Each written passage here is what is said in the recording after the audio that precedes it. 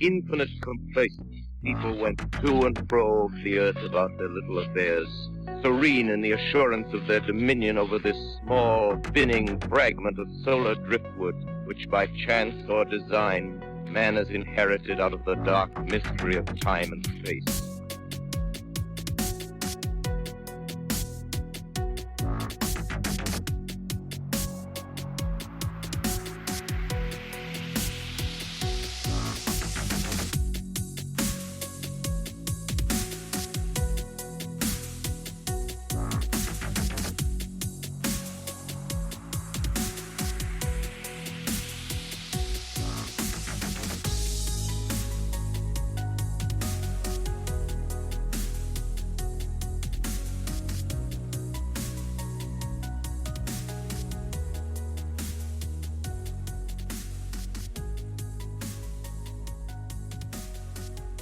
I actually did look at the descriptions of the episodes because you've been on, and of course, let me do a quick little intro here before we dive into it so I don't repeat myself, but this is James Salsido of Salsido Paranormal. He has several non-fiction paranormal books out, plus a fiction book titled The Red Lake Entity, and you have been on 3 different ITF episodes, and if I'm not mistaken, you've also called in probably to the hotline a couple times at some point, I believe.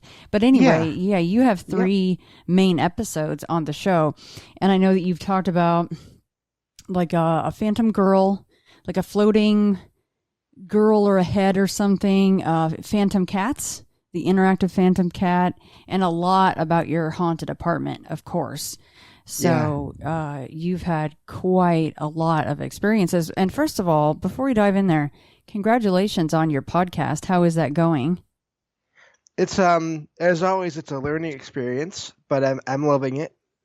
I'm doing streams on my Discord server now, audio streams, and then just taking those recordings, and those are the new episodes now.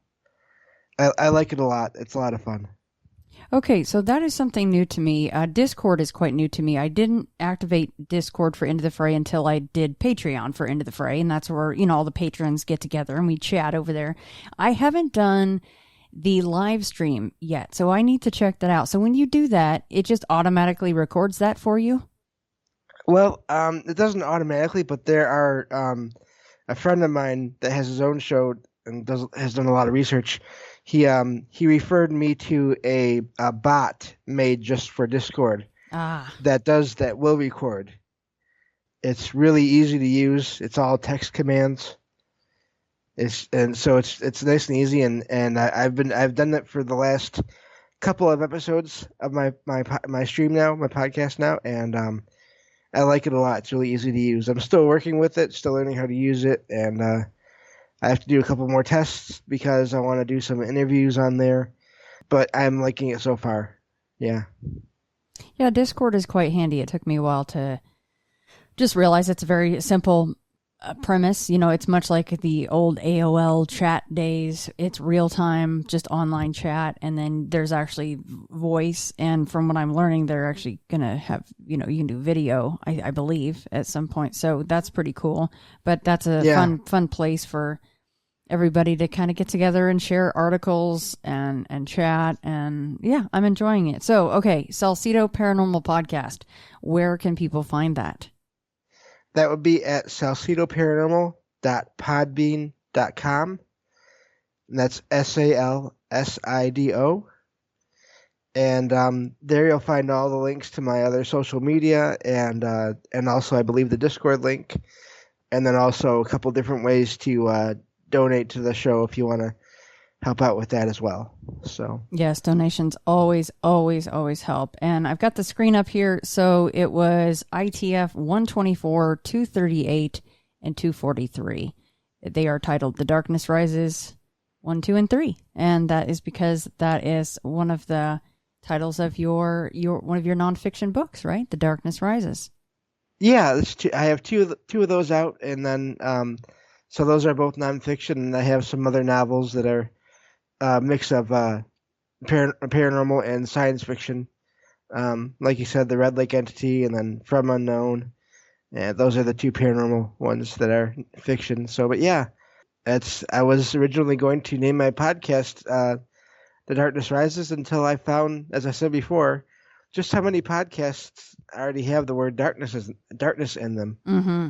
Yeah. And so that's when I said, okay, well, I think it'll just be easier just to go with my name and put that in there. It sticks out a little better anyway, and it makes the most sense because then it's cohesive if you start any groups or, your Discord room can be named that, so it works out well. Well, no, thanks for hopping on, James. I really appreciate it. I going out of town tomorrow, and I thought, you know what, it'd be good to get one more in the bag here, and I was really happy that you reached back out to me again, so thank you. Oh, no problem. Well, yeah, so what else has been going on in your world? You said that there have been some other paranormal happenings. So, kind of going off of the list I already gave you, what other things have been going on? I've had a couple more things happen in this apartment here. Yeah, and you know what? Even just a couple days ago. Oh, which is kind of funny. Really? Okay. Well, and if no one has heard any of the first three, I implore you to go back, of course, and listen to those. But let everybody know, where you're living, what state you're in, what your situation is, as much as you want to. Yeah, no problem. So I live in Michigan. I'm from Michigan, and I live in a small town. I believe it's north of Detroit. I'm not good with maps, for obvious reasons. I'm legally blind, so maps are a bit tricky. But I've been in this apartment now, I found out recently, for about 15 years. And I had activity right from the start, pretty much. Well, you mentioned the girl. That was a whole string of a lot of dreams, and then a couple of one sighting and a couple other events. And so I've had activity here since I moved in here, but I still have little things happen here and there now. I've always heard random bumps and bangs in the apartment at different places that don't make any sense. Like they're not near any pipes that I know of, or the heater and like that. And so those have always been happening on and off. In fact, once in a while they'll happen right during one of my streams. Never loud enough to really be recorded, I don't think, but they happen here and there. Had that happen a little while back. I'm actually sitting. I moved my furniture around, or my family did for me. The kitchen seems to be a place where random bumps will happen, and I don't know exactly why. And also my cat, Logan, she'll sit and stare into the kitchen sometimes. So she does that. She's also. It's amazing how headphones can block out sounds. Mm-hmm. Because she's right by me right now, but whenever I listen back to my episodes, she hardly ever hear her. So that's good. She just stopped by, so that's why I had to mention that. But so I was just doing a stream one night, and there's like 3 or 4 bumps from one of my cabinets, and Logan was right by me, so I know it wasn't her. So that was interesting. And James, when you say cabinets, you mean if you were to get up and go to the source of the sound, you would want to open one of the cabinets, or is it actually like a door that you think is opening and shutting? I don't know if it was the door opening and shutting, or if something was just like knocking on the cabinet doors, or maybe the drawers. They're basically just thumbs, like soft bumps on the wood of those cabinets. And like someone was just taking their fist and just gently bumping it into them. Kind of just doing the old rap-a-rap-a-rap-a-roo on there. Yeah. Remind me of the setup of your apartment. Like, are these completely separate units, or like when you open your door, is it like hallways and then there's other doors, within that hallway that lead into other apartments? Right. No, it's every apartment has its own door. There's no hallway. We are they're set up in a row next to each other, so they're all one building, but there's no hallway connecting any of them. So there's individual entrances to each one.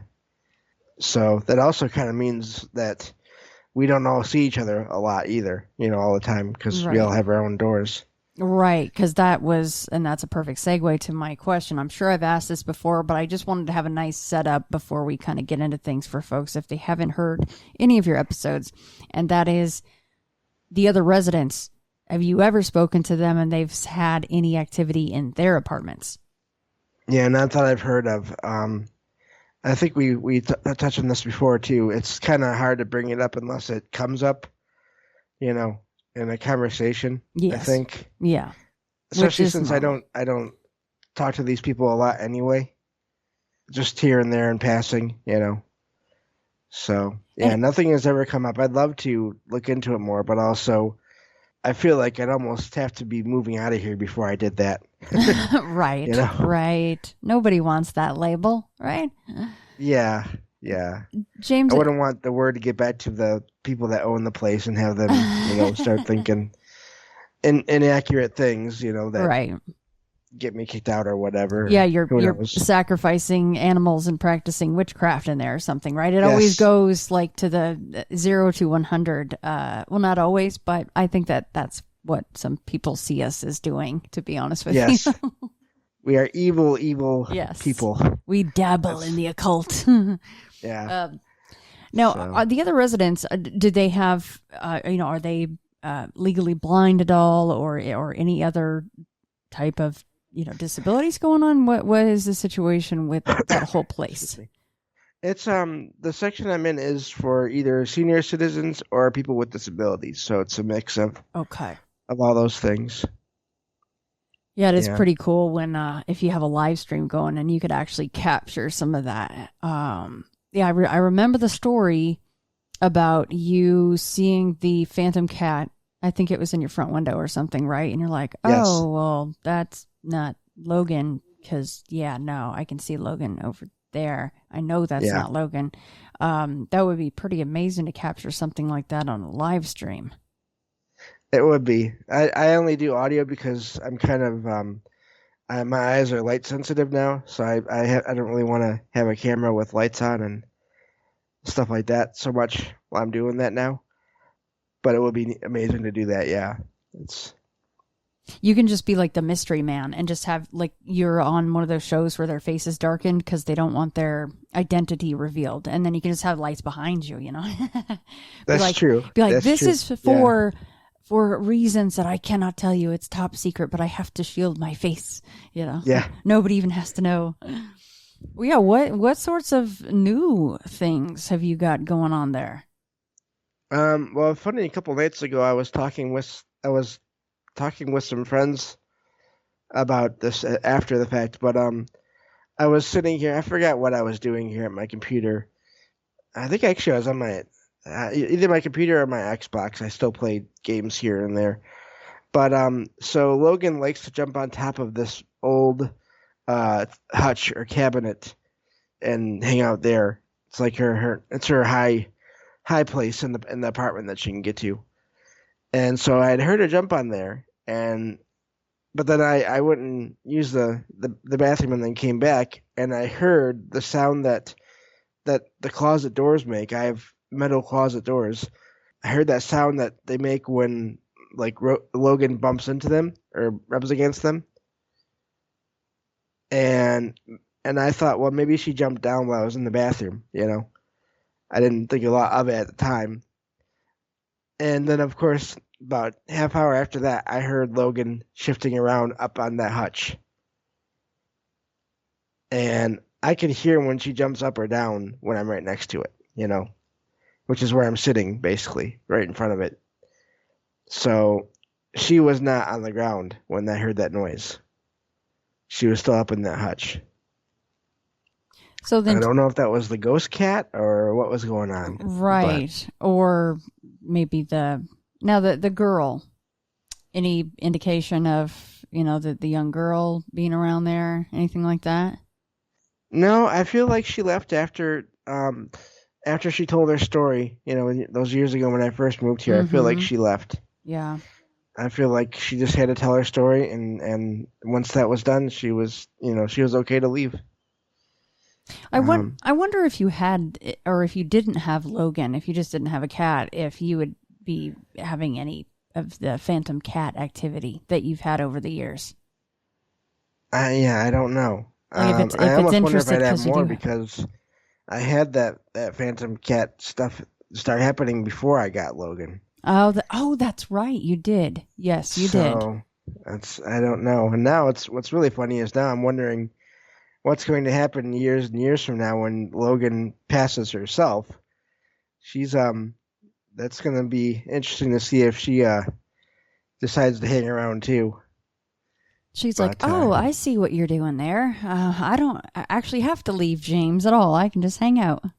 yeah, end up having two ghost cats. That could be interesting and slightly annoying at times, I would guess. But Yeah, especially is it also that ghost cats are also pretty much nocturnal and drive you crazy at night as well? Like do ghost cats always also stay up at night?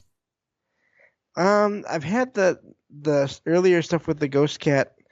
It didn't always happen at night, and even the sightings happened. Then the sighting, and then the one time what was it? The sightings happened in the daytime. So Right. I don't know. Though it wouldn't bother me so much at night though, because I don't really sleep at night anymore usually. So that's kind of why I'm glad I was able to catch your email earlier today, because I went to sleep this morning and then I got up this afternoon. So Yeah, I thought about that the second I emailed you. Because did I email you late last night or super early this morning? Anyway, but I thought about that because I remember you saying that you don't normally sleep a whole lot at night and you're on there's a name for it and I forget, but there's a reason that you don't, sleep as much at it's night. mainly So. my light sensitivity is the thing now. Yeah. And just scheduling, because I do all my streams in the evening. I have a friend that he has a show that I listen to it's like every Monday through Thursday, and it's at night, and it's just, for me, it's just easier. And it's better to talk about creepy things at night. It's just, unfortunately, with my schedule, I do try to record earlier in the day. It's better for me and all my crazy birds. They're a little bit quieter around this time of day, so that's why I try to do it right around now. So it worked out awesome. Oh yeah. So what else you got going on there, James?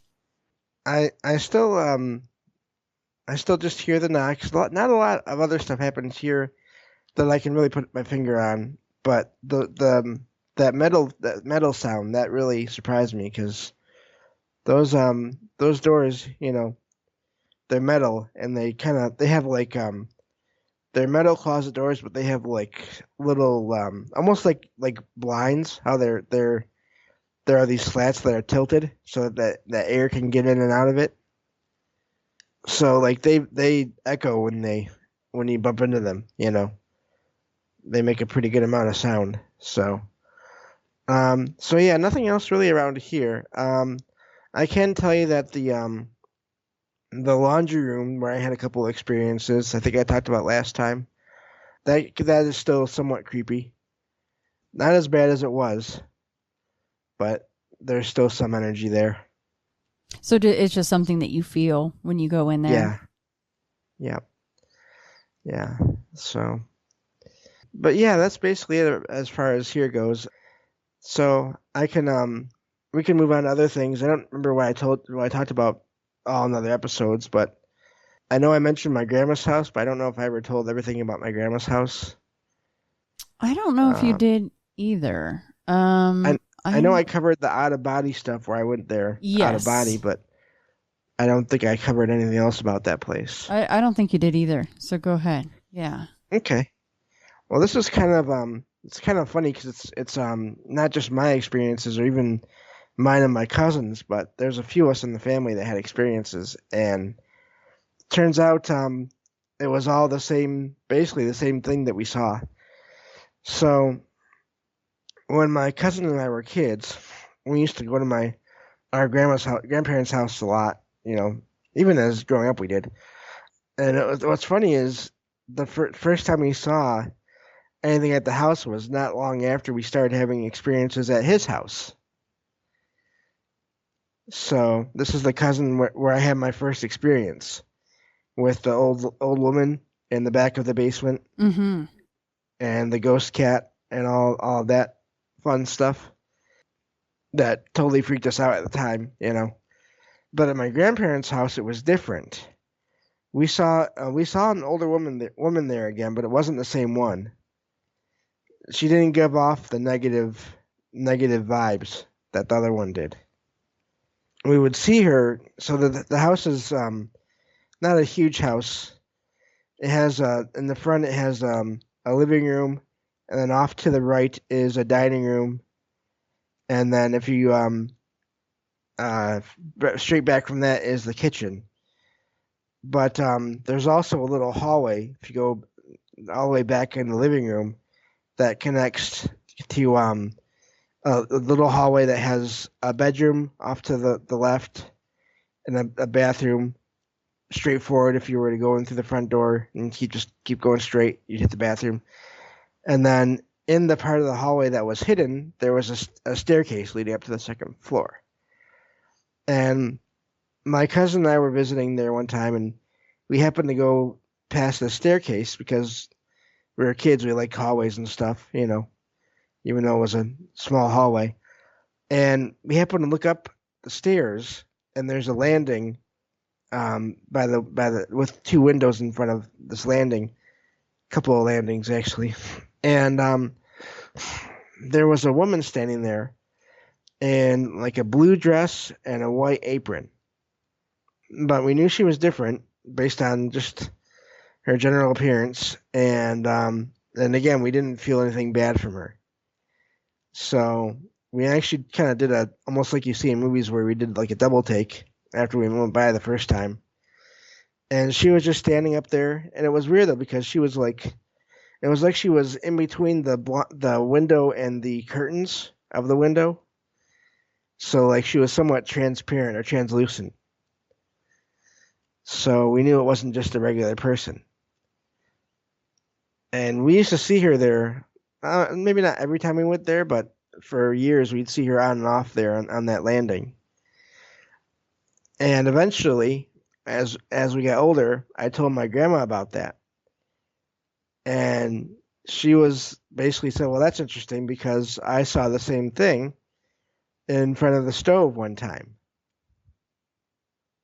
She was standing in front of the stove, facing the stove. She wasn't doing anything, but my grandma thinks it was almost more of like a residual thing, as if maybe she was cooking there. And did you guys have any idea who that may have been? Did your grandma say? We did find out. I will, after this, couple more sightings, I will All right. get to that good part. So it also turns out my dad saw the same woman twice, and he hardly ever sees anything.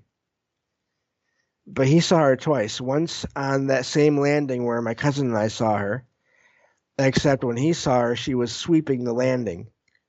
And then he also saw her again near the stove. And then I saw her one more time, but it was different because it was at night. My cousin and I were staying overnight, and of course I was still awake even after he had fallen asleep because that's usually the way it goes with me. Being the nocturnal person I am that I would become in the future, you know. And so I was in the living room, and I saw this light come from the hallway, and it was this woman again, but it was like she was made of this blue light, and she walked barefooted or walked, I'm not sure. But right past me, I could have reached up and out with my arm and put my hand right through where she was at. That was how close she was. But she passed me. She turned out of the living room and went into the dining room. And she ended up stopping by the window, and she was just standing there looking outside, like she was waiting for something or someone. But what was interesting was where she was standing, there was a chair right there. So she had moved through this chair and was in the same space as this chair. I ended up falling asleep after that, of course, because she was just still standing there and I didn't want to move. Again, I didn't feel that she was bad, but I was also just like, I don't know what's going to happen if I do try to, talk to her. And at that point, I was too young. I was still a kid. Right. So it's not like now, if I would have seen that same thing now, I would have tried to communicate now. Like I said, found out from my grandma that she had seen the same woman. So then my grandma told me this. There was one day she went to the neighbor's house to visit because they were friends. And the neighbor, it was a couple, and she was there to visit the wife. And the wife left the room they were in for a minute to do something or other. And my grandma was looking around. She saw a picture of that same woman that she had seen, and that my dad and my cousin and I later saw. It was that same woman in that dress and everything, in the apron. Wow. And the neighbor wife, came back into the room after and saw my grandma looking at that picture. Said that, oh yeah, that's my husband's mom. That was her. And she was the original owner of the house that my grandparents bought. Ah. And of course, my grandma didn't know what to say. She didn't want to freak the neighbor out by saying, "Oh yeah, we've seen her," or "I've seen her," So yeah, it's like yeah, she comes and it plays in a loop inside the home in various places. That would probably freak most people right out. But she's in the same outfit. That is pretty cool. Now, there's one more experience that was had years later by my older sister. My older sister had, and her family had the house for a couple of years after my grandparents had passed, before they had to move. And my sister had always heard all these stories about this woman. And we knew the last name. I won't say because it's not really that important, here. But my sister was also interested in all the ghost stuff, let's say. So she actually had an experience one night where she had just moved into the house, and there was still stuff that used to belong to my grandparents in the front porch that was slowly being moved out, even as my sister and her family were moving in. She was sleeping on the floor in the living room because their furniture wasn't there yet. And she woke up to the sound of an alarm clock playing. She got up and looked for the sound. It was coming from the front porch, and an old alarm clock that was not plugged in and had no batteries. Oh boy. But then eventually it stopped. So she had that experience. But then also she decided one night, after everybody had gone to bed, to sit on the stairs. And she had her phone, and she used the voice recording option on her phone. So she asked out loud, "Mrs. So-and-so, are you still here?" And she let it go for a few minutes, and didn't say anything. And then stopped it, played it back, and after her voice on the recording, you could hear a woman's voice say, basically like, "I'm still here." So I'm not sure that everything that we all saw years ago was residual. It may have been a mix of residual and, her actually being there. Right. Yeah, if it can interact on EVP like that. Yeah. So we kind of wonder if maybe my grandparents weren't there for a little while as well while my sister was living there. Because for a time, while they were there, during that time, my sister was also, my family is full of musicians, and she was part of a band where she sang. And so sometimes on the weekends, I would go and stay with the kids for a night, for while they were gone. And then they would just take me back home right after. But sometimes after all the kids had gone to bed, and they were older kids, but so it wasn't that bad. But after they'd gone to bed, I'd be sitting in the dining room or in the living room, just listening to podcasts or audiobooks or whatever, I would feel like there was someone moving around the house, just checking on things. There wasn't anything I saw. It was just like I could just sense someone just moving around. I felt like they knew I was there, and that was okay, and they were just checking on things. So, yeah, that's all the stuff for that house. And James, just to be clear, because people might be wondering, because we've already brought up the fact that you are legally blind, but I wanted to make it clear that this has unfortunately been a progression for you, right? As far as you losing your eyesight. So back when you were talking about how you could see this woman and you could see, she was pretty much standing or walking through a chair, what would be a chair sitting there. You could see much better back then, correct? It was about the same, just now I have more issues with eye strain and light sensitivity. Okay. So it's not exactly vision loss. It's just I have to keep a blindfold on my eyes a lot more. Gotcha. It's really a weird thing to describe. But yeah. So I can still see enough to see figures, off in the distance a little ways. And I knew that the layout of the house, by that point pretty well too. From going there. So I knew that there was, my grandpa's chair that he always sat in was right there where that woman was standing. So, yeah. Now, was your dad pretty skeptical? I mean, after he saw her, did you guys all talk about this kind of a thing? Or was he like, well, I don't know what I saw. It was weird, but I don't want to talk about it. Yeah, that was kind of the general feeling for years.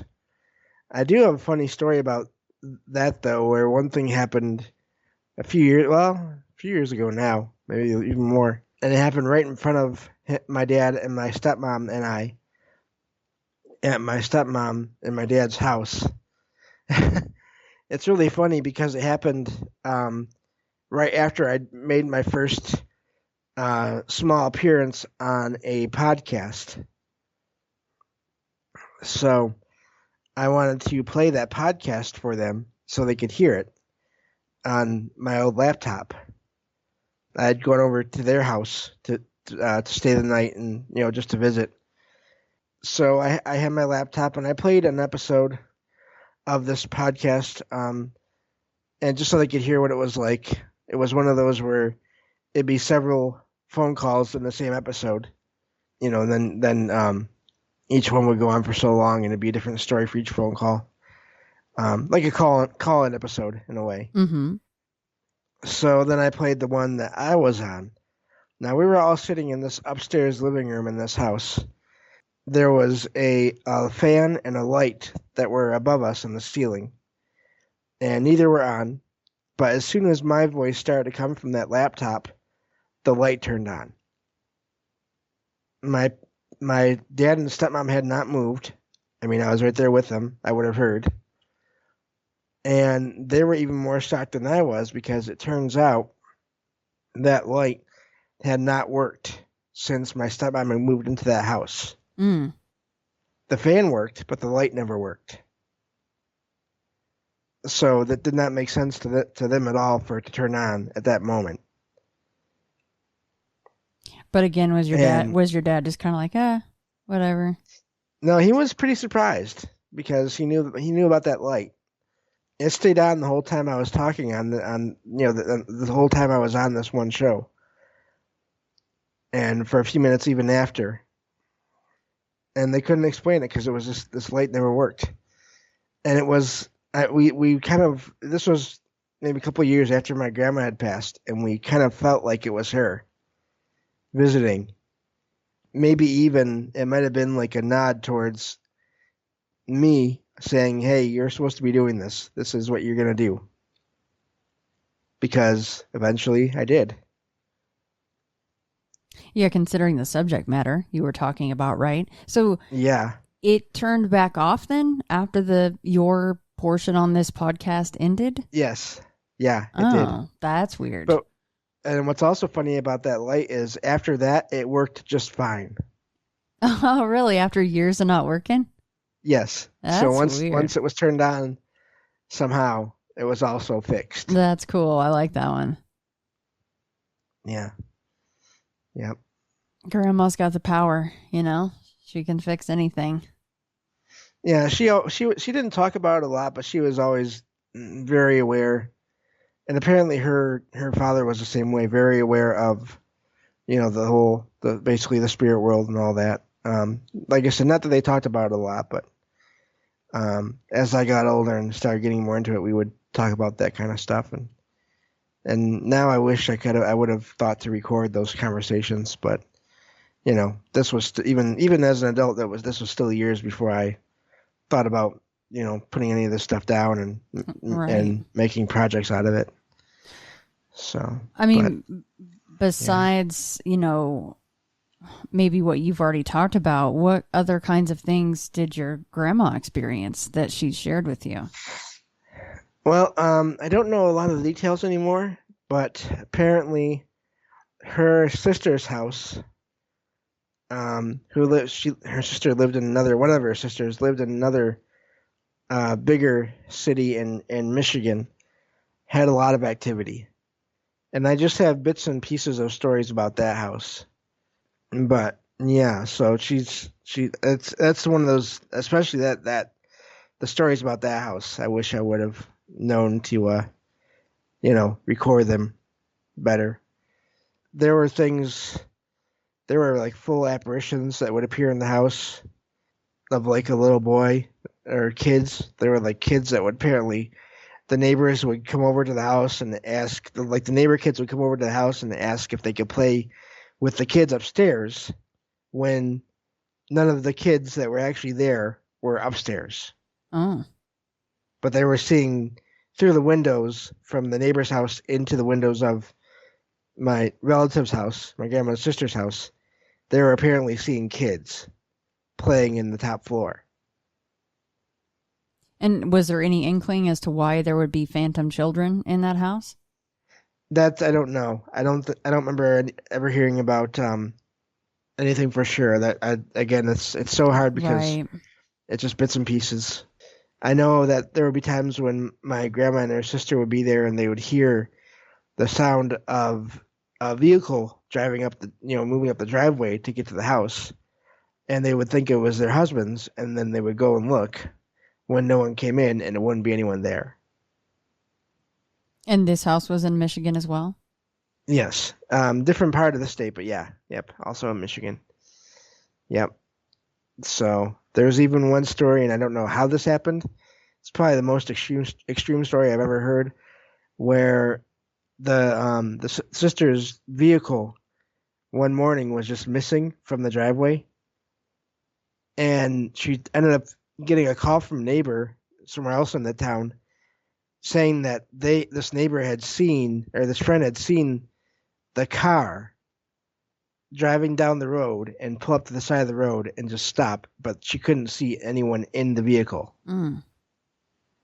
And so eventually, the family got the car back, but no one knows, who was driving it because they didn't see anyone in there.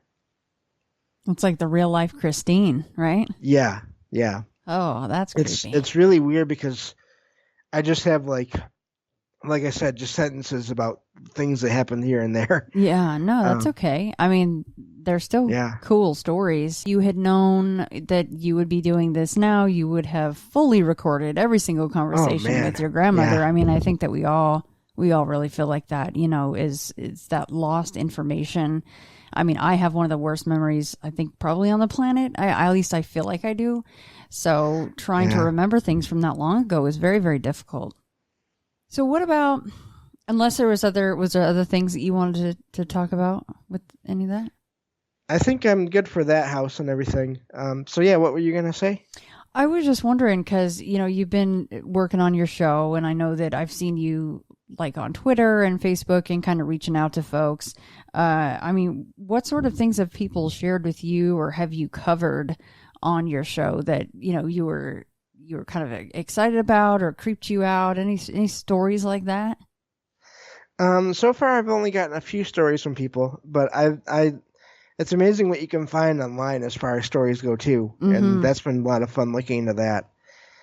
It's And it's funny how the same kinds of places pop up over and over again. That I'm sure you'll recognize the list. I mean, hotels, hospitals, prisons, schools. Just, I mean, it's just amazing how common these things, how many stories there are about all these places.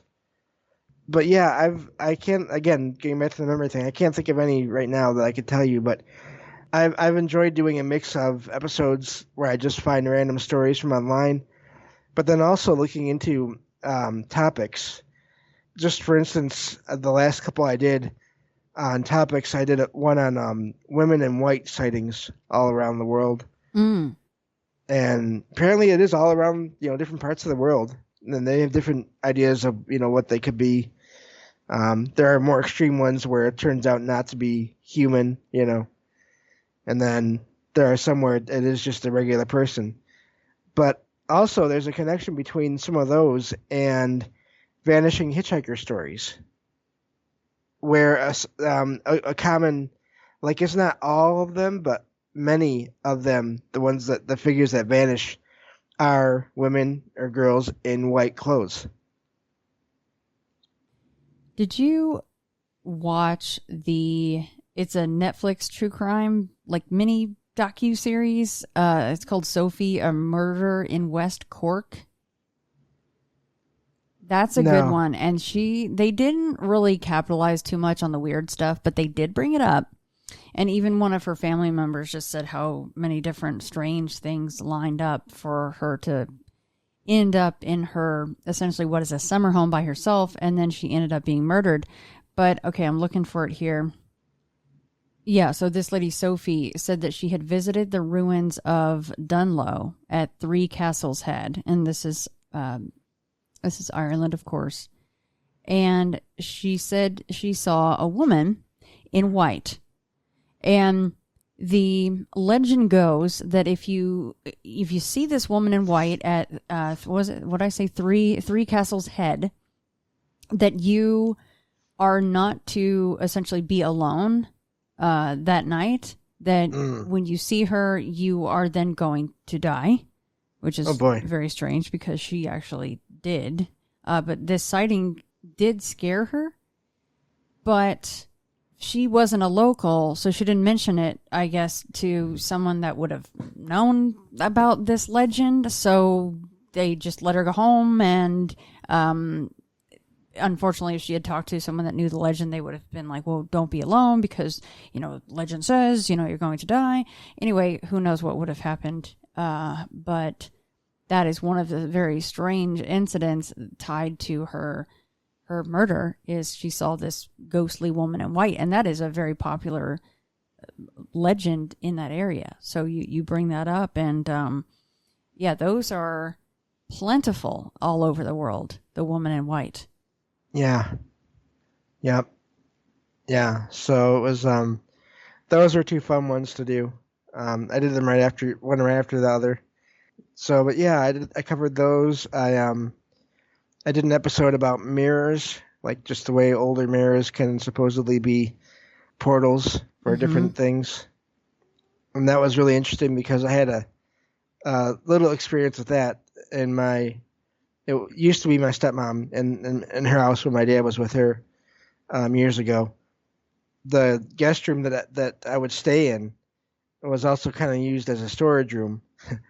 And at the time, I didn't know anything about paranormal stuff, but in this room, there were two mirrors that were set across from each other, basically facing each other. And I always got a weird feeling when I walked through that intersection of those mirrors.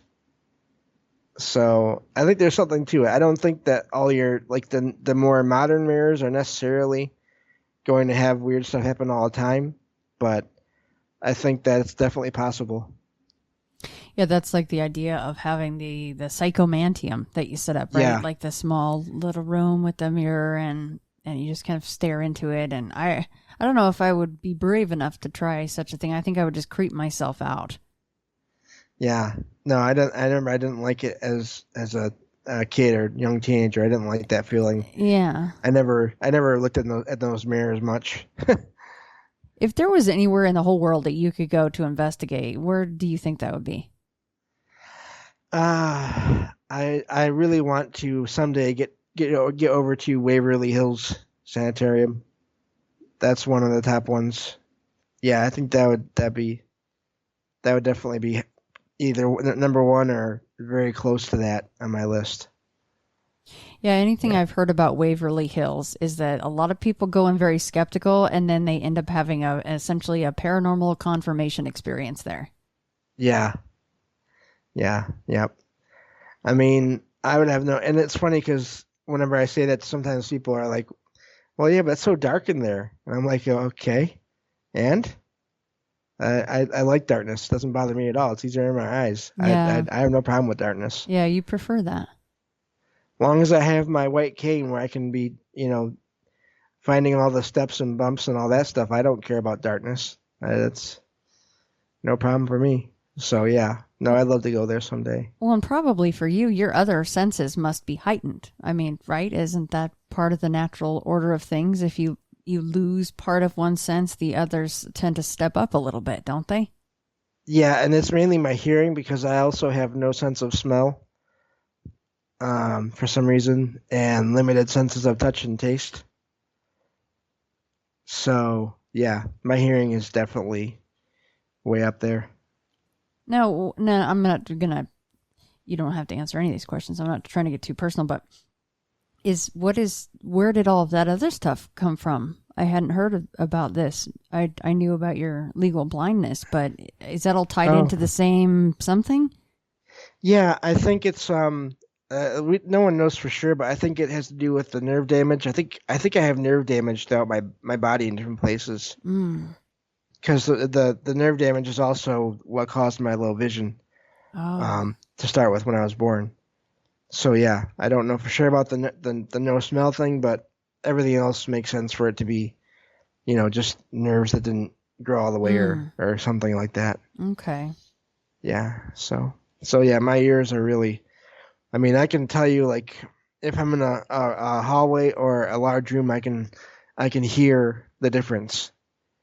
Just in the way, everything sounds and the air going by and just all that.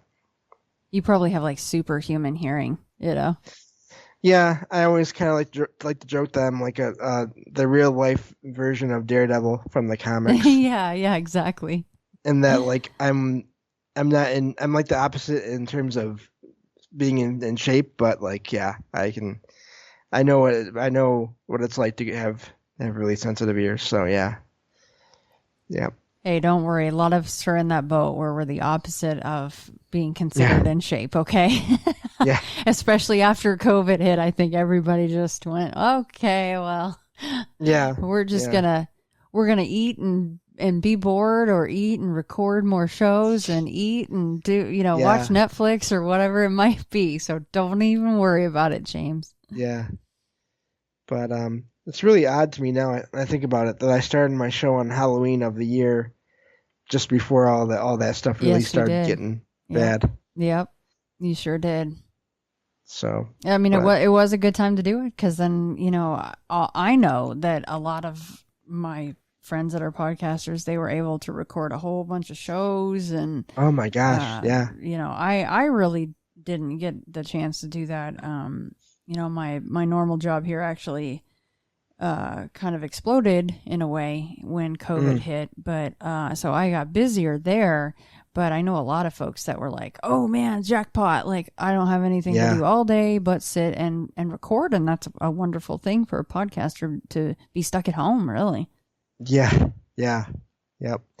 No, it was fun. I know I never had to worry about not having enough podcasts to listen to at that point. Because back then I was still only recording like once a month, because that was before I started doing my streams, which I don't have edited. But back then I was trying to make sure I had everything edited for each record, or each podcast, which meant I was only doing one a month at that point, just because of finances and just time and all that stuff. But so at the time I had lots of time to listen to podcasts. I think the once a month thing is very smart. once a month or once every 2 weeks, start out there. And because once you go weekly, it's that's a whole nother ball game. People don't realize the amount of work that goes into, even a bi-weekly show. It's a whole lot of work, basically, podcasting. It's so much more than just hopping on and having a conversation. The conversation, that's the fun, easy part. Yes. Like it's all the other stuff before the talk and after the talk. Like people have no clue. They're like, oh yeah, I'm just going to have a 2-hour long talk and that's the pod. No, that's the easy part. Ew.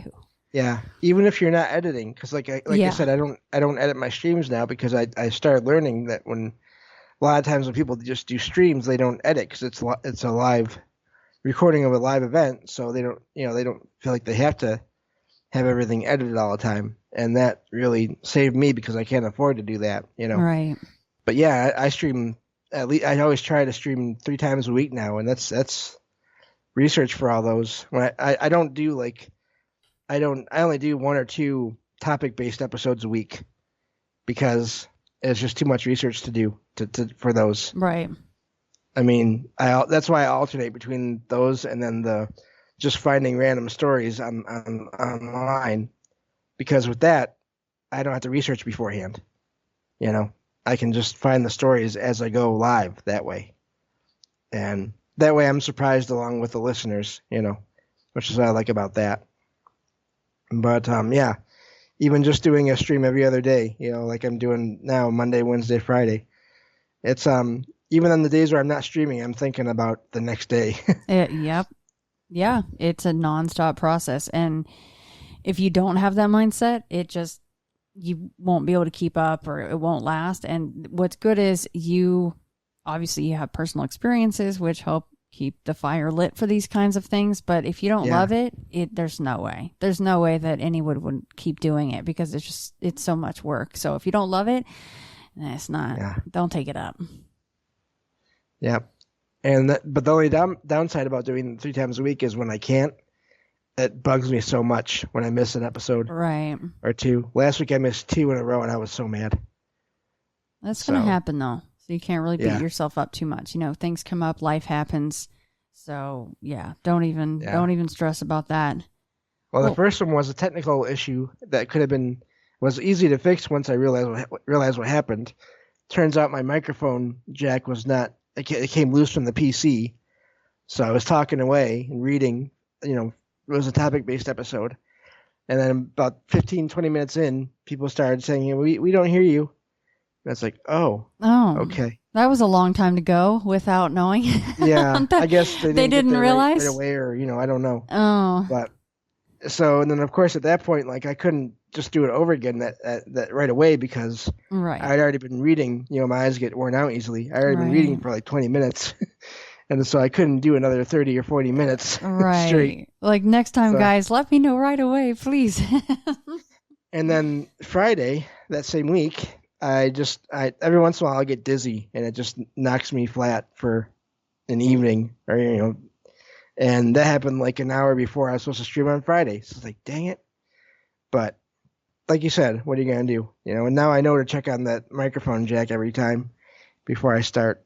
So yeah, it's always something. Skype isn't working, or I've had it where right before I'm going to go to record, my internet goes down, and you have to have internet. You can't, it's, that's how we record.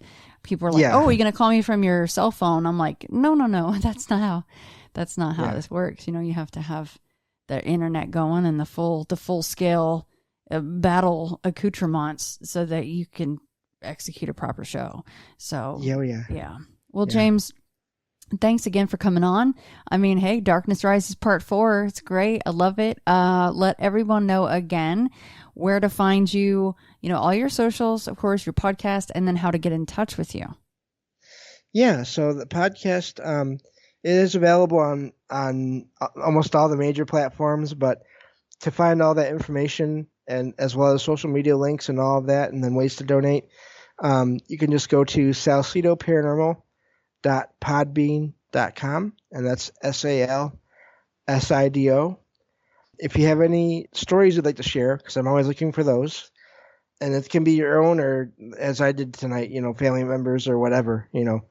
Names are not important. So even if you don't want to include names, that's fine. That's not the main thing to me. It's more about sharing the stories. But you can send them to my email, which is salsidoparanormal@gmail.com. And that's SALSIDO. Awesome. And are you on Facebook, Twitter, Instagram, anything like that? Facebook and Twitter. Yeah. Yep. And then Discord. You can either email me, or I'm not sure if the Discord link on my podcast page still works. I've heard they expire after a while. But you can always email me. And then I always, on my social media, I always post the Discord link as well when I'm going to start a stream. So it's not hard to find. So, yeah. Yeah, I think those Discord links last like 7 days or something. I think that's what it is. Yeah. Supposedly you can make them last for, like, it has a never expire option, but then I've had friends that have the option and then it still expires at some point. So I don't know. A little glitch within the Discord world right there. Yeah. Well, James, thank you so much. It's always a pleasure to talk to you, and I'm sure you'll be back on for part 5 at some point. No problem. Thank you for having me. Well, I'm so-and-so. I was given this name by my parents. I've been to such and such a college. I've done these things in my profession. I produce a little biography. Buddha says, forget it. That's not true. That's some story. That's all gone. That's all past. I want to see the real you are now. Well, nobody knows who that is.